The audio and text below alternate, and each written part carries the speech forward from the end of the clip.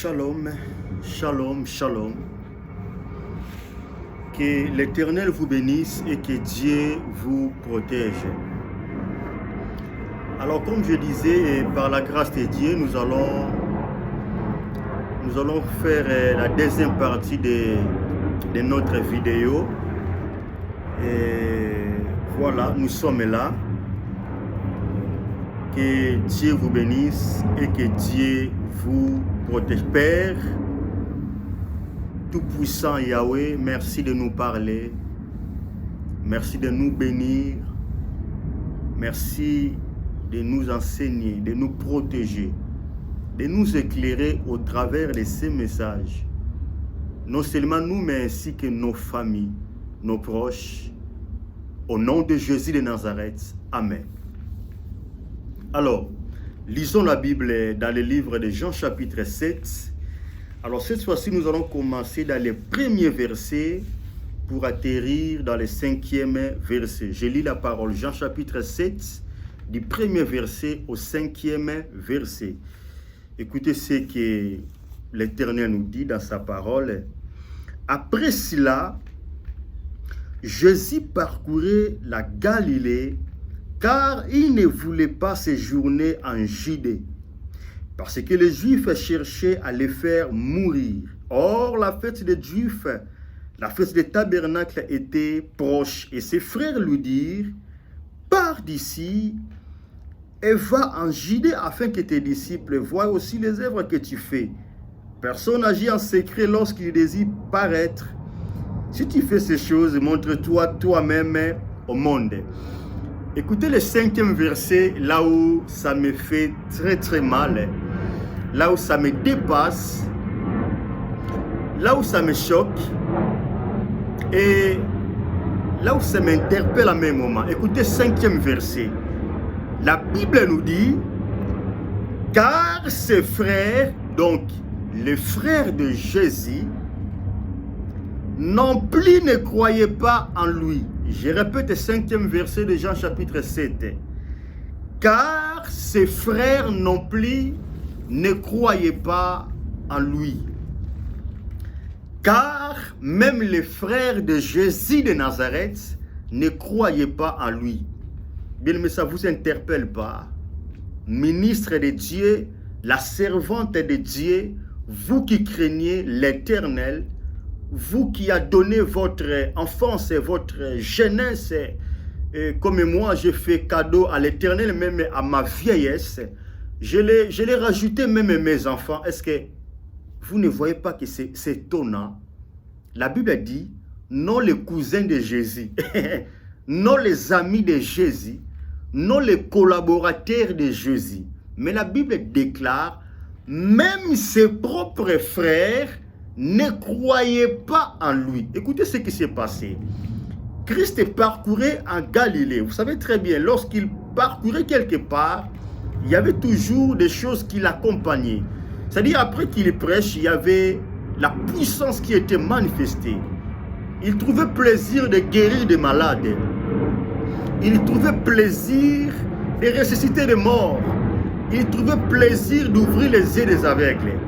Alors, ce jour-là, après qu'il accomplit cette mission à Galilée, comme dit la Bible, Jésus parcourait la Galilée. Alors, Christ ne voulait pas se rendre en Judée. Pourquoi? Parce que les Juifs cherchaient de lui faire mourir. Écoutez-moi très bien. Alors, maintenant ses frères vont jouer à la malice. Écoutez ce qu'il va proposer à Jésus. Les frères de Jésus vont lui dire, mais vous ne voyez pas qu'il faut que vous vous rendez en Judée. Surtout que c'est le moment des fêtes des tabernacles. Comprenez que c'est les fêtes des Juifs.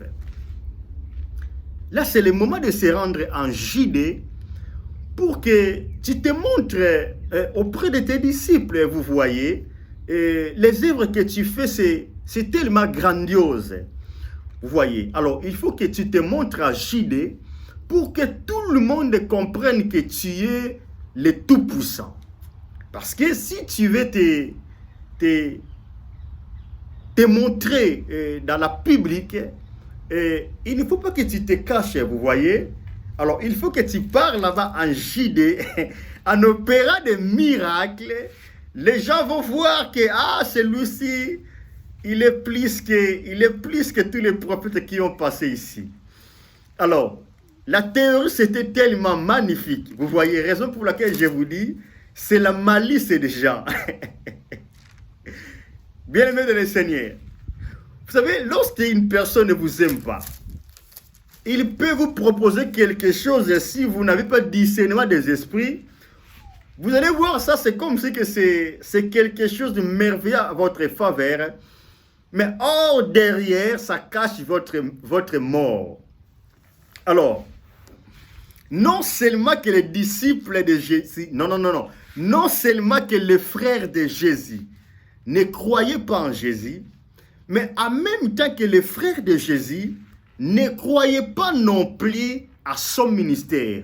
Je répète encore, les frères propres de Jésus ne croyaient pas à leurs propres frères. Mais non seulement ils ne croyaient pas à leurs propres frères, mais ne croyaient pas même au ministère de Jésus-Christ de Nazareth. Écoutez-moi bien aimé dans le Seigneur.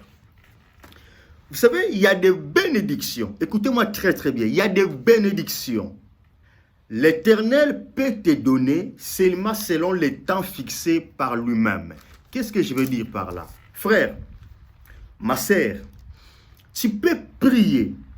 Tu peux jeûner. D'ailleurs, je t'encourage de prier, de jeûner, de redoubler la prière. Mais il y a des bénédictions, il y a des percées, il y a des visites, il y a des gloires, il y a des succès, il y a de l'élévation. L'Éternel ne te donnera cela seulement selon le temps fixé par lui-même au ciel.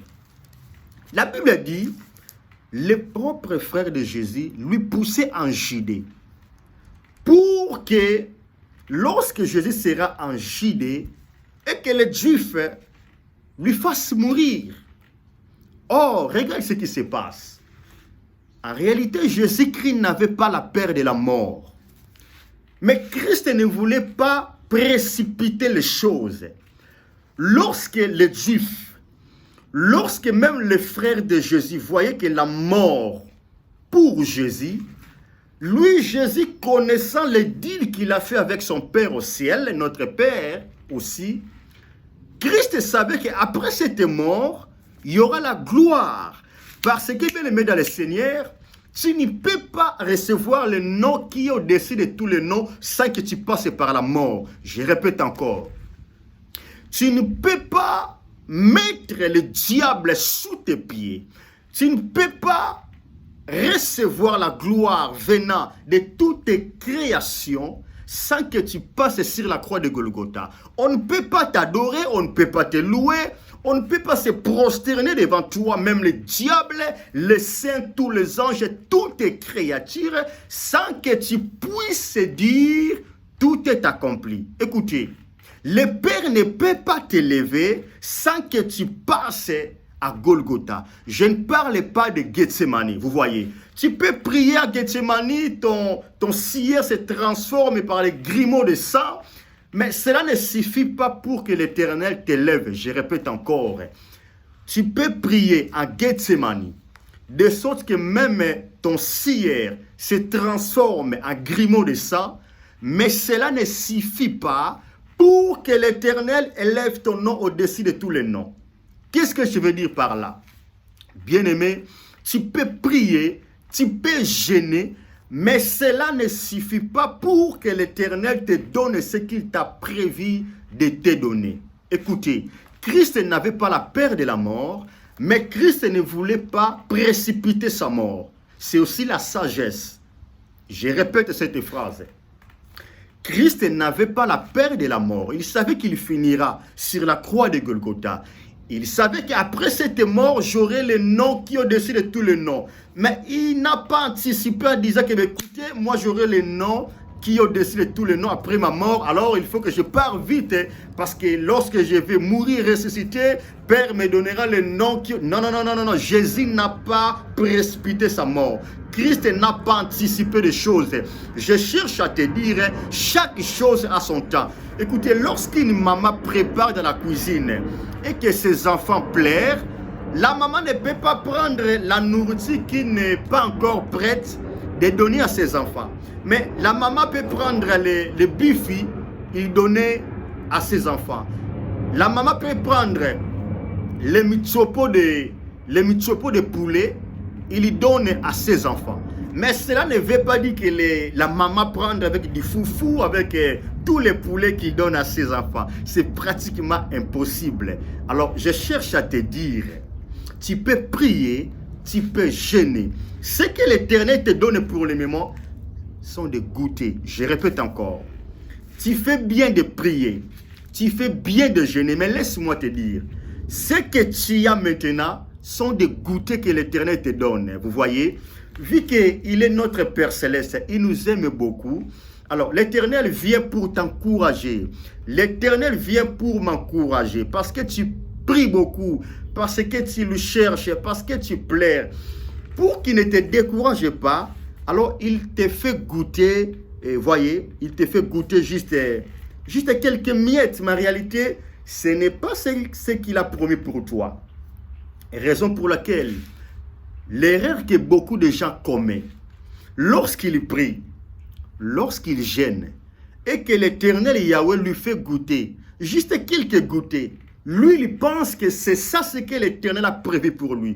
Je cherche à te dire, l'onction que tu as là, sont des goûters que l'Éternel t'a donné parce que tu l'as cherché. La puissance que tu as là, sont que des goûters que l'Éternel t'a donné pour te dire que je t'écoute lorsque tu pries. Vous voyez le travail que tu as. Vous voyez la promotion que tu as montée. Vous voyez les postes que tu as maintenant. Vous voyez le mariage que tu as maintenant. Vous voyez la relation que tu as maintenant. Vous voyez les richesses et la prospérité de l'argent que tu as maintenant. Sont des goûters que l'Éternel t'a donné. Juste pour te dire, écoutez, là au ciel, j'écoute ta prière. Vous voyez. Mais ce n'est pas encore suffisant par rapport à ce que l'Éternel a prévu pour toi. Alors Jésus, comprenant cela, il a refusé d'aller en Judée. Qu'est-ce que je cherche à te dire, bien-aimé dans le Seigneur? Ça peut arriver que même tes propres frères n'arrivent pas à te croire. Je répète encore, ça peut arriver que ta sœur n'arrive pas à te croire. Mais laisse-moi te dire, bien-aimé dans le Seigneur, laisse-moi te dire, ministre de Dieu, laisse-moi te dire, la servante de Dieu, laisse-moi te dire, toi qui es appelé, ce n'est pas tout le monde qui va croire à ton ministère, même lorsque tu invoqueras l'Éternel de sorte que le feu descend. Je répète encore, ce n'est pas tout le monde qui croira à votre ministère, même lorsque tu résisteras des morts. Mais ce n'est pas aussi tout le monde qui ne croira pas dans votre ministère. Pourquoi? Parce que l'Éternel restera toujours quelques gens pour qu'ils croient à votre ministère. Je vais dire ça autrement. Là où les uns ne vont pas croire à votre ministère, là où quelques-unes ne vont pas voir même vous croire, l'Éternel te donnera des gens qui vont te croire. Alors le problème est, ne soyez pas souciés parce que ton frère ne croit pas à toi. Ne soyez pas souciés parce que ta sœur ne croit pas à votre ministère. Ne soyez pas souciés parce que ces pasteurs-là ne croient pas en vous. Écoutez, vous voyez comme je prêche là, je n'ai pas besoin de te convaincre. Comme je prêche là, bien-aimé dans le Seigneur, je n'ai pas de convaincre un homme de Dieu. Je n'ai pas besoin de convaincre un prophète. Je n'ai pas besoin de convaincre un docteur. Je n'ai pas besoin de convaincre qui que ce soit. Je n'ai pas besoin de vous convaincre. Tel que je prêche là, je sais moi-même là où il m'a pris. Il m'a dit de la même manière, j'ai appelé prophète Jérémie. De la même manière, j'ai placé mes paroles dans la bouche du prophète Jérémie. De la même manière, je t'appelle, je te choisis, je te consacre. Et j'ai placé aussi mes paroles dans ta bouche. Alors, je t'ai foutu balère. Lui, il m'a pris. Vous voyez, j'étais prêt de gagner ma vie dans les foot. Raison pour laquelle toi et moi, on ne sert pas Dieu pareil. Moi, ça m'énerve lorsque je vois des joueurs en France gagner des millions. Parce que j'avais supplié l'Éternel, laisse-moi jouer les ballons, tu m'as donné le talent, je vais t'aider, je vais faire avancer ton œuvre. Vous voyez, j'ai supplié l'Éternel à plusieurs fois, j'essaie de convaincre l'Éternel par beaucoup de manières. Laisse-moi jouer les ballons parce qu'en France, il y a de l'argent. Vous ne voyez pas qu'à l'église, il n'y a pas de l'argent. Si tu me donnes l'argent dans le foot, alors je vais porter l'argent à ton œuvre. Mais j'étais incapable de convaincre l'Éternel. L'Éternel m'a pris. Il m'a pris par force. Il m'a fait rentrer dans son œuvre. Donc, comme je prêche là, je n'ai pas besoin de toi pour croire à mon ministère. Moi-même, je crois à mon ministère. D'ailleurs, la Bible nous dit, l'Esprit de l'Éternel rend témoignage à notre esprit que nous sommes les fils de Dieu. Je n'ai pas besoin de toi de croire à mon ministère. D'ailleurs, moi-même, je crois à mon ministère. Je sais là où je suis et je peux te dire, je sais là où l'Éternel m'amène. Retenez cette parole. Je sais là où je suis et je sais là où l'Éternel m'amène. Car la Bible déclare, je connais les projets que j'ai formés sur vous. Ce n'est pas les projets de l'humiliation, ce n'est pas les projets de la honte, mais c'est les projets de la gloire.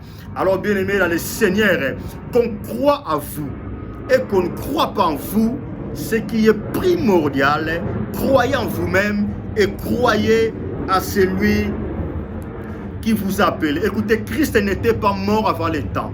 Alors cela me pousse à déclarer dans ta vie, homme de Dieu, cela me pousse à déclarer dans ta vie, toi qui crées l'Éternel, toi qui es enfant de Dieu, je déclare en ce jour dans ta vie.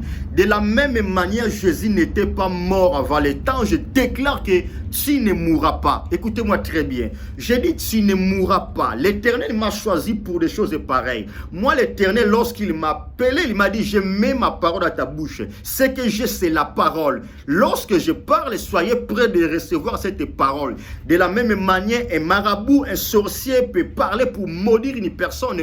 Moi, l'Éternel a mis dans ma bouche la parole qui peut changer votre vie en positive. Alors, je déclare que tu ne mourras pas. Je dis, tu ne mourras pas. D'ailleurs, celui qui cherchera ta mort, il mourra lui-même. Lorsque je parle là, je ne blague pas. Je dis, c'est lui qui cherchera ta mort. Elle mourra toute seule. C'est lui qui cherchera à anticiper ta mort. Yemokwa kokufa. Et je scelle cela au nom de Jésus-Christ de Nazareth. Le frère de Jésus et le frère de Paul Pogba. Alors, soyez-vous rassurés de ce que l'Éternel vous a dit. Alors que Dieu vous bénisse et que Dieu vous protège. Je répète encore, croyez en vous-même et croyez à celui qui vous a appelé. Qu'est-ce que le Saint-Esprit dit à ton cœur? Vous voyez? Qu'est-ce que l'Esprit de l'Éternel dit dans ton cœur? Est-ce que tu es là, tu es vraiment enfant de Dieu? Est-ce que tel que tu es là, toi-même tu es conscient que tu es serviteur de Dieu? Est-ce que tu as besoin de quelqu'un pour te dire que tu es enfant de Dieu? Parce que moi j'ai entendu ça 100 000 fois. Vous voyez, il y a beaucoup de hommes de Dieu qui m'ont dit, l'Éternel va t'amener plus loin. Lorsque j'étais encore footballeur, vous voyez, lorsque je fouillais son appel, moi je croyais au foot. Même en France, quand j'étais venu, j'ai trouvé des managers. Vous voyez, parce que j'étais en contact avec mon président, ce n'est pas important de parler. Mais les managers qui vendent des joueurs ici en France pour mon président, j'ai rentré en contact avec lui. Vous voyez, mais c'est lui qui m'a appelé. Mais c'est lui qui m'a appelé, il n'a pas voulu que je fasse le foot.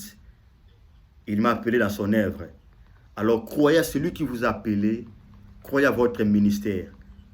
Que Dieu vous bénisse et que Dieu vous protège. Ça peut arriver qu'une personne ne croit pas en vous. Ça peut arriver qu'une personne, même votre famille, ne croit pas à votre ministère. Mais cela ne veut pas dire que tout le monde ne croit pas à votre ministère. Cela ne veut pas dire que tout le monde ne croit pas à vous. Que Dieu vous bénisse et que l'Éternel vous protège. Je suis apôtre Jérémie Matondo. Shalom. Shalom.